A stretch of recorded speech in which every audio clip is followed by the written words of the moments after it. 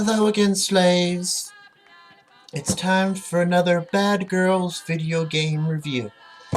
This time around, in case you're fucking stupid and haven't figured it out, I'll be reviewing Lollipop Chainsaw for the PlayStation 3 and Xbox 360. This game is fucking awesome. I cannot stop playing it. So the protagonist is this hot bitch on the front, Juliet Starling.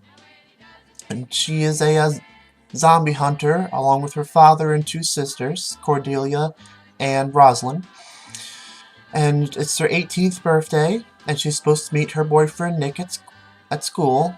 But, well, turns out all hell is broken loose, and a zombie apocalypse is upon them. So, it's up to her, and she's got her sexy-ass chainsaw with her at all times. So she starts mauling the shit out of the zombies, and then she finds Nick, and he tries to defend her, and in the process gets bitten by one of the zombies. Now, he gets bitten on the wrist, and Juliet's solution is to cut off her boyfriend's head, and then cast a magic spell on the head to where it's reanimated. And she wears him on her waist like a little keychain or some shit. Why she didn't just cut off his arm to save him, I don't know. But I guess for the whole comical value, it's just funny that she has her boyfriend's head on her waist. The gameplay is really cool. I mean, you start off with, a pretty basic moveset. You just swing the chainsaw around and cut off zombies' heads. But as you progress through the game, you can buy more. You earn zombie coins. You can buy more stuff. You can buy upgrades for your health and your strength and your speed and all that. And you can also buy new moves. So certain button combinations, you can do really cool kick-ass moves that can decapitate 4 or 5 zombies at a time. Speaking of which, that activates something called sparkle hunting. So you get a shitload of points if you decapitate multiple zombies at once. And also, you play through and come to find out that 5 elite zombies have been released upon Juliet's hometown, and each one represents a different genre of music.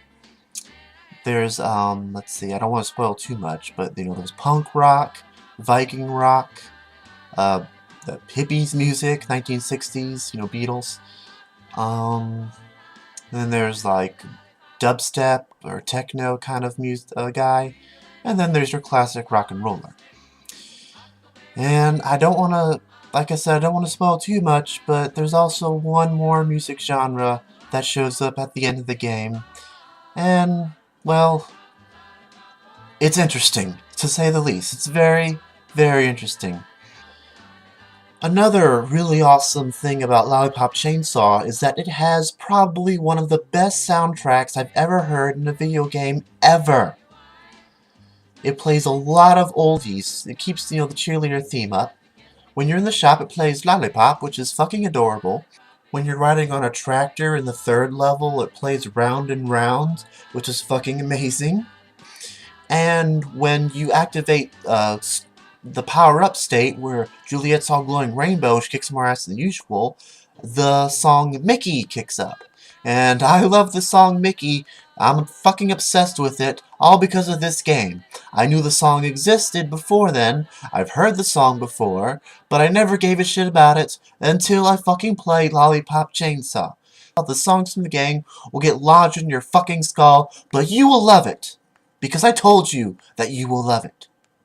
Another interesting fact about this game is that Juliet is voiced by Tara Strong, who also voices Twilight Sparkle in My Little Pony Friendship is Magic, and she does not change her voice at all. Juliet sounds exactly like Twilight Sparkle throughout the entire game, and for that reason, and that reason alone, I think bronies will really enjoy this game too.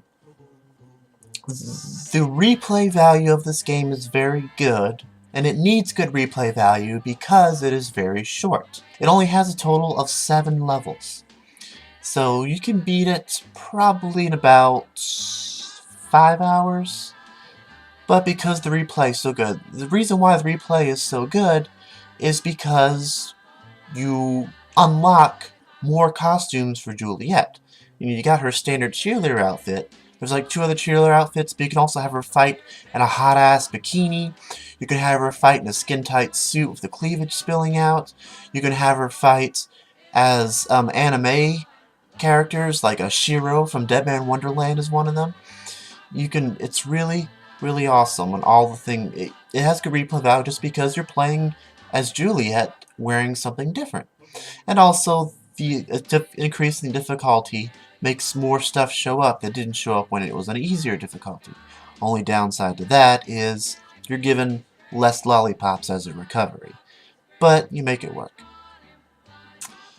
So, I guess that's maybe one thing that's hindering Lollipop Chainsaw, that it's so short. I don't mind it, but a lot of gamers do. Another personal downside to this game for me is that sometimes the power-ups are activated accidentally because of the way the controls are. For example, there's the Nick ticket, which when activated becomes the Nick roulette, and you end up with either Nick shake, Nick spin, or Nick popper, and you can kick the ass of a whole group of zombies at once. Well, problem is, it's activated by pressing in the left joystick, and the left joystick is what you use to move around. So a lot of times I was just running, and I accidentally press it, and I waste a Nick ticket. It got to a point where I didn't even buy Nick tickets from the store anymore, because I knew they would all be wasted. Another example is Juliet's Superstar mode, which she glows rainbow, becomes a lot stronger, that's activated with the right back trigger. But problem is, the Chainsaw Blaster is also operated with the right back trigger. So you'd be in a Chainsaw Blaster minigame, and then you'd finish it, and then you'd waste your Superstar power-up because you were still pressing the back trigger.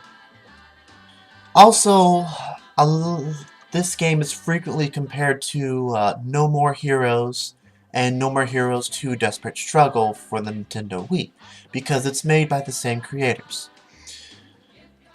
Personally, I don't think that's fair, because No More Heroes is a longer game, and also the protagonist is just more believable.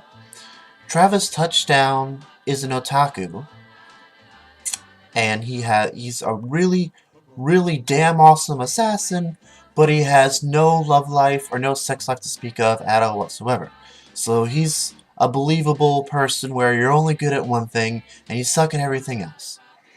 Juliet, on the other hand, I'm not gonna lie, she's a Mary Sue. She's beautiful, she's sexy, she's fast, she's strong with that chainsaw, and she knows magic. She's just not believable. She's too fucking perfect. And that could be what drives people away from Lollipop Chainsaw. Julie, the protagonist, is a Mary Sue, and the game is really short. But you know what? I don't give a shit about either one of those things. I fucking love this game. I'm still playing the shit out of it. I made an entire blog theme focused around this fucking game, and therefore, I give Lollipop Chainsaw for the Xbox 360 and PlayStation 3 a 9.5 out of 10. If you don't like it, fuck you! That concludes Bad Girls Bitch Blog's review of Lollipop Chainsaw. Bad Girl Salute.